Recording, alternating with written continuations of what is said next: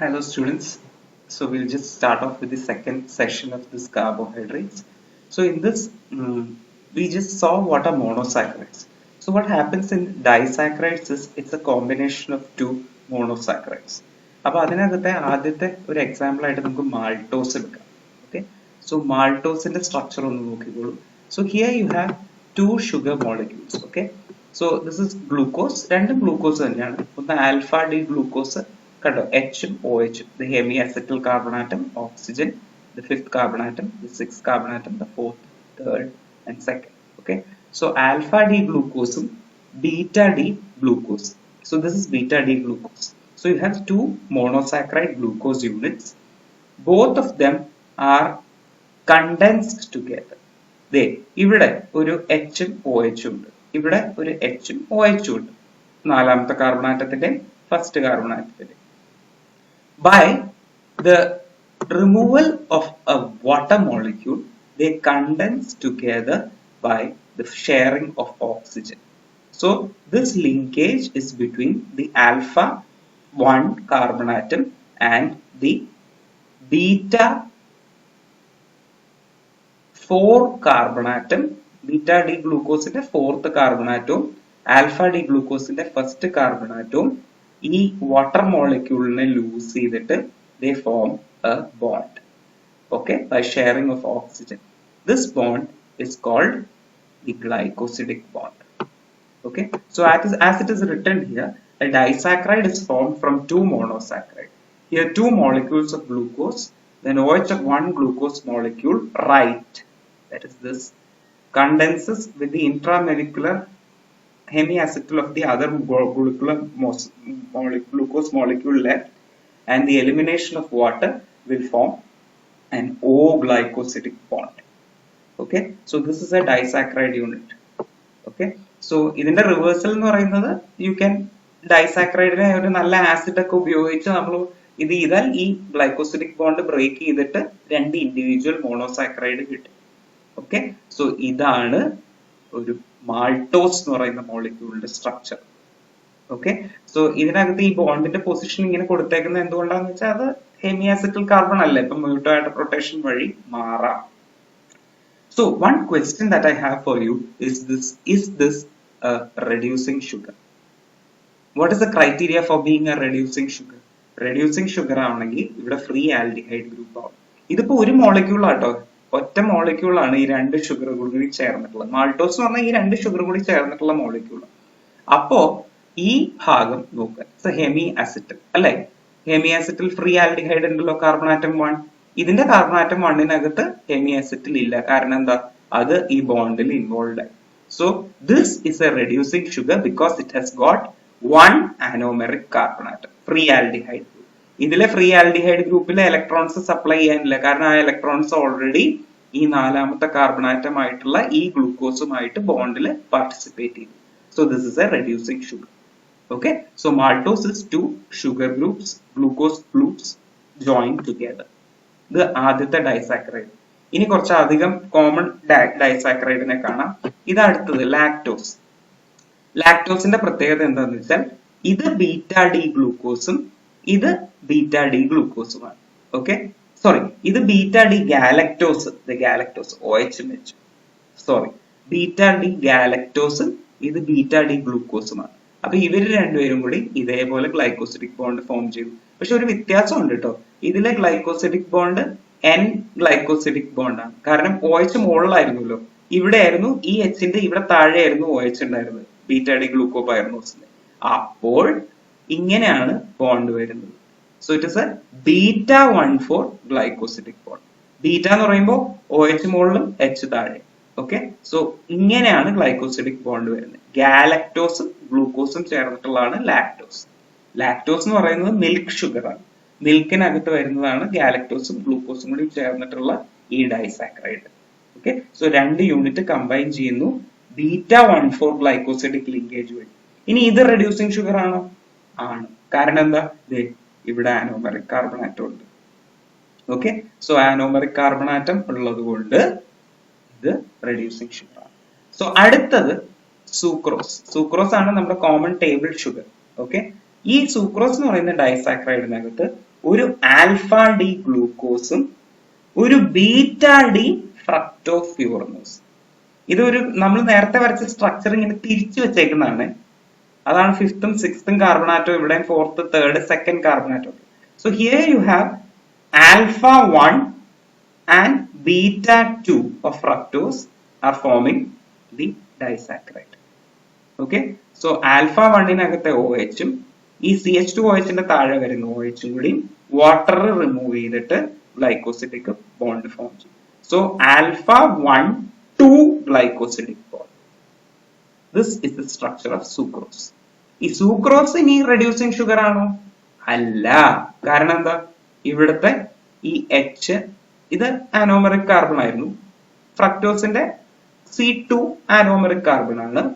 അപ്പൊ ഇതിനകത്തുണ്ടായിരുന്ന ഫ്രീ കീറ്റോസ് ഗ്രൂപ്പിലെ ഇലക്ട്രോൺസും ഇതിനകത്തുണ്ടായിരുന്ന free aldehyde ഗ്രൂപ്പിലെ ഇലക്ട്രോൺസും കൂടി ആണ് ഷെയർ ചെയ്തിട്ട് ഗ്ലൈക്കോസിഡിക് ബോണ്ട് ഫോം ചെയ്തത്. അപ്പൊ ഇതിന് ഫ്രീ ആൽഡിഹൈഡ് ഗ്രൂപ്പും ഇല്ല, ഇതിന് ഫ്രീ കീറ്റോസ് ഗ്രൂപ്പും ഇല്ല.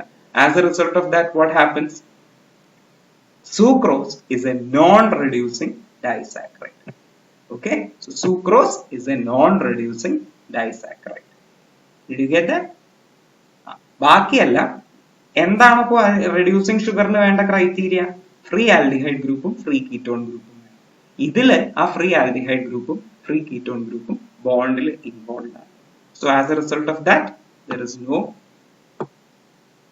this part is not formed. അതായത് this disaccharide is a non-reducing disaccharide. ഇനി വേറെ ഒരു ആൽഫ 1 ലിങ്കേജ് ഉള്ള ഒരു ട്രിഹാലോസ് എന്ന് പറയുന്ന ഒരു മോളിക്യൂൾ ഉണ്ട്. അത് ഇതുപോലെ തന്നെ alpha it's a non reducing disaccharide trehalose. ഈ മാൾട്ടോസ് നമ്മുടെ സാധാരണ സ്റ്റാർച്ചിന്റെ ഒക്കെ നമ്മൾ ഡൈജസ്റ്റ് ചെയ്യുമ്പോൾ വരുന്ന ഒരു പ്രൊഡക്റ്റ്. അതുപോലെ തന്നെ വേറൊരു സാധനമുണ്ട്, അതിന്റെ സ്ട്രക്ചർ ഞാൻ നിങ്ങളുടെ ക്ലാസ്സിൽ കൊടുത്തിട്ടുണ്ട്, ഐസോ മാൾട്ടോസ്. ആൽഫ 1,6 ലിങ്കേജ് ഉള്ളു. So just see the linkages that are there. Just keep in your mind. മാൾട്ടോസിനകത്ത് ആൽഫ 1,4, ഗാലക്ടോസിനകത്ത് അത് രണ്ട് ഗ്ലൂക്കോസ് ആട്ടോ. മാൾട്ടോസും ഐസോമാൾട്ടോസും രണ്ടും ഗ്ലൂക്കോസ് തന്നെയാണ്. ലാക്ടോസിനകത്ത് ഗാലക്ടോസും ഗ്ലൂക്കോസും കൂടി ബീറ്റ 1,4 ലിങ്കേജ്. സൂക്രോസും ട്രിഹാലോസും നോൺ റെഡ്യൂസിങ് ഡൈസാക്കറൈഡ്സ്. അതിനകത്ത് രണ്ടിനകത്തും സൂക്രോസിനകത്ത് ഗ്ലൂക്കോസും ഫ്രക്ടോസും ആൽഫ 1,2 ലിങ്കേജ്. ട്രിഹാലോസിനകത്ത് ഗ്ലൂക്കോസും ആൽഫ 1,1 ലിങ്കേജ്. ഇത് രണ്ടും non reducing disaccharides. Why? Because they do not have free aldehyde or free ketone groups. Okay, so അതായിരുന്നു നമ്മുടെ disaccharides. Okay, now let's just come to polysaccharides. Polysaccharides-നകത്ത് we have storage polysaccharides which are starch and glycogen, and then structural polysaccharides which are cellulose and chitin. Okay, എനർജിക്ക് വേണ്ടിയിട്ടുള്ളതാണ് ഈ storage polysaccharide എന്ന് പറയുന്നത്. Starch plant സെൽസിലാണ്, glycogen animal സെൽസിലാണ്. Okay, so let's see the structure. So basically അതിന് മുമ്പ് തന്നെ നമ്മൾ പോളിസാക്കറൈഡ്സ് എന്ന് പറയുമ്പോൾ വലിയൊരു മേഖലയാണ്. അപ്പൊ അതിനകത്ത് ഹോമോ പോളിസാക്കറൈഡും ഹെറ്ററോ പോളിസാക്കറൈഡും എന്ന് പറയും. അപ്പൊ ഹോമോ പോളിസാക്കറൈഡ് എന്ന് പറഞ്ഞാൽ ഒരേ തരത്തിലുള്ള ഷുഗർ ഗ്രൂപ്പുകളാണ് ജോയിൻ ചെയ്യുന്നത്. ഒരേ തരത്തിലുള്ള ഷുഗർ ഗ്രൂപ്പുകൾ ജോയിൻ ചെയ്യും. ഇതിപ്പോ ലീനിയർ ആയിട്ടുള്ള ഒരു മോളിക്യൂൾ ആണ്, ഇത് ബ്രാഞ്ച്ഡ് ആയിട്ടുള്ള. ഇത് ഹെറ്ററോ പോളിസാക്കറൈഡ് ആണ്. ഒരേ തരത്തിലുള്ള ഷുഗർ റെസിഡ്യൂസ് അല്ല. കണ്ടോ, ഒരെണ്ണം പിങ്കും ഒരെണ്ണം ബ്ലൂ ആണ്. പിങ്കും ബ്ലൂ ആണ്. അതുപോലെ തന്നെ പല വിവിധ ടൈപ്സിലുള്ളതും വരാം. അതാണ്, അത് ബ്രാഞ്ച്ഡ് ആവാം. അപ്പോൾ ഇതിനകത്ത് ഹെറ്ററോ പോളിസാക്കറൈഡ് എന്ന് പറഞ്ഞാൽ വ്യത്യസ്തങ്ങളായിട്ടുള്ള ഷുഗർ ഗ്രൂപ്പുകൾ എന്ന് പറഞ്ഞാൽ മോണോസാക്കറൈഡ് യൂണിറ്റ്സ് കമ്പൈൻ ചെയ്തിട്ട് ഗ്ലൈക്കോസിഡിക് ബോണ്ട് വഴി ഫോം ചെയ്തതാണ് നമുക്കുള്ളത്. അപ്പൊ അതിലെ ആദ്യത്തെ എക്സാമ്പിൾ ആണ് സ്റ്റാർച്ചിന്റെ example, which is a homo polysaccharide, which is a, അതിന്റെ ലീനിയർ പാർട്ട് ഉണ്ട്. Linear part is called the amylose part of it. നമ്മൾ നേരത്തെ മാൾട്ടോസ് കണ്ടില്ലേ, അതേപോലെ ഒരു എക്സ്റ്റൻഷൻ ആണ്. ഒരുപാട് മോളിക്യൂൾസ് ഉണ്ടാവും ഇതുപോലെ ഷുഗർ ഗ്രൂപ്പ്സുകൾ ചേർന്നിട്ടുള്ളത്, held together by repeated alpha 1,4 glycosidic linkages. Same sugar group glucose തന്നെ held together by alpha 1,4 linkages.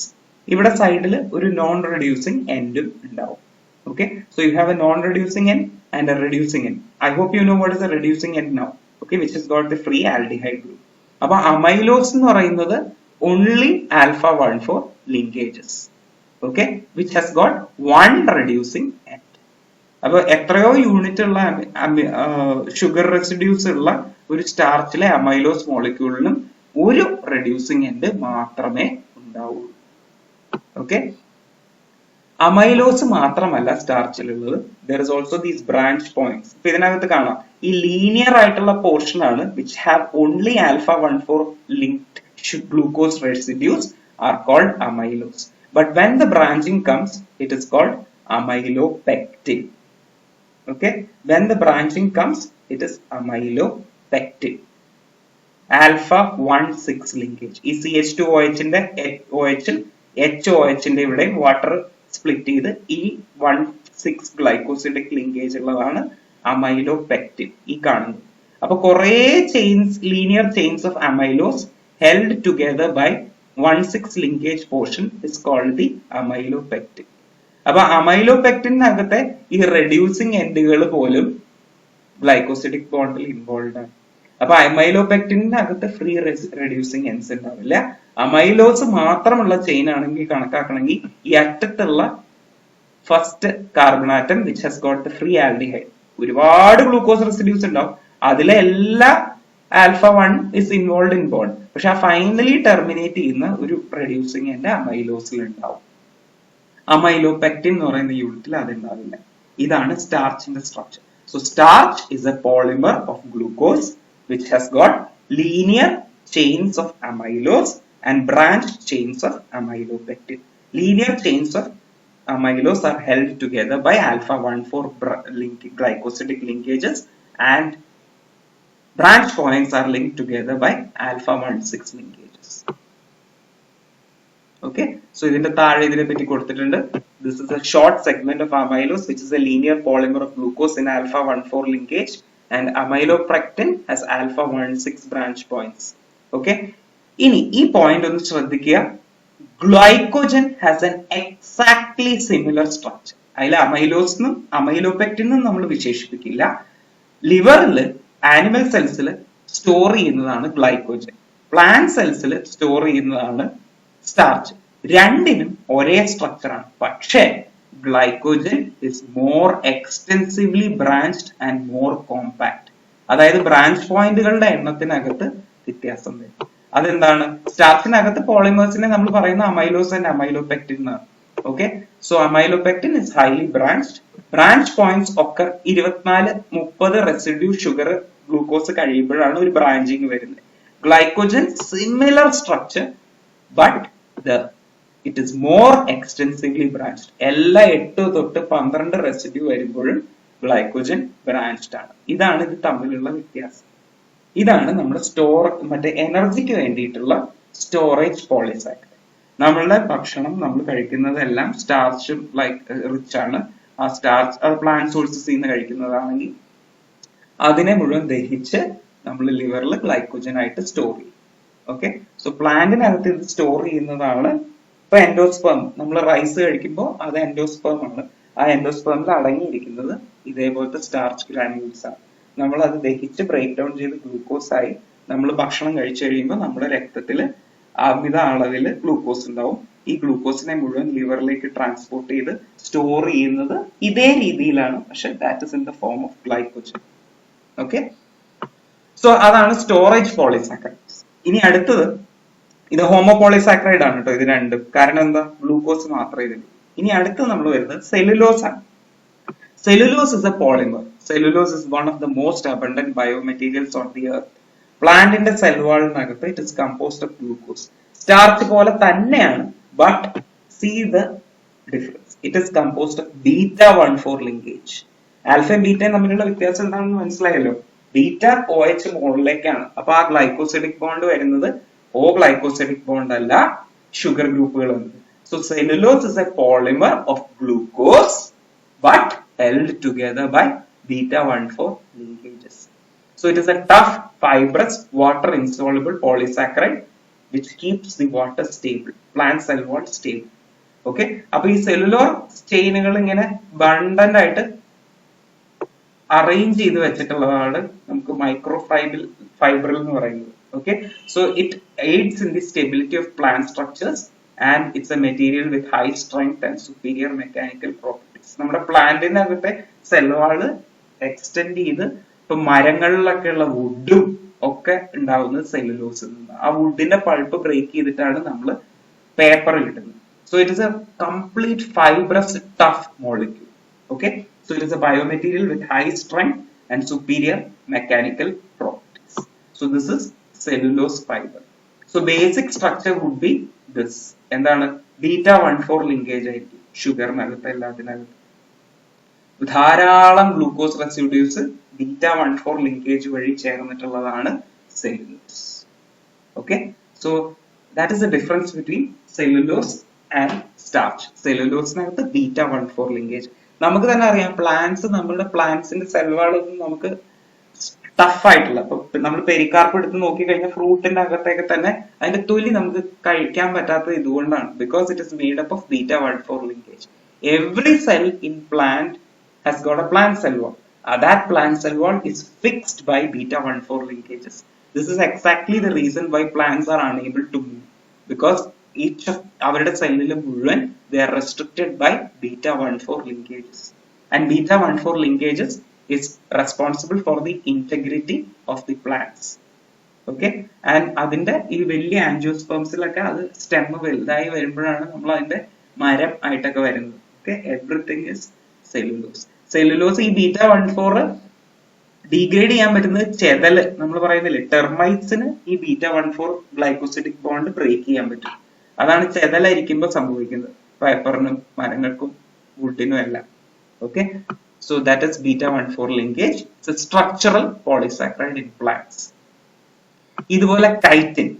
Okay, chitin the structure same, long chain homopolymer of N-acetyl glucosamine. Okay, വ്യത്യാസം എന്താ? Glucose അല്ല, N നേരത്തെ കണ്ടില്ലേ നമ്മൾ modified sugar acetylated amino group.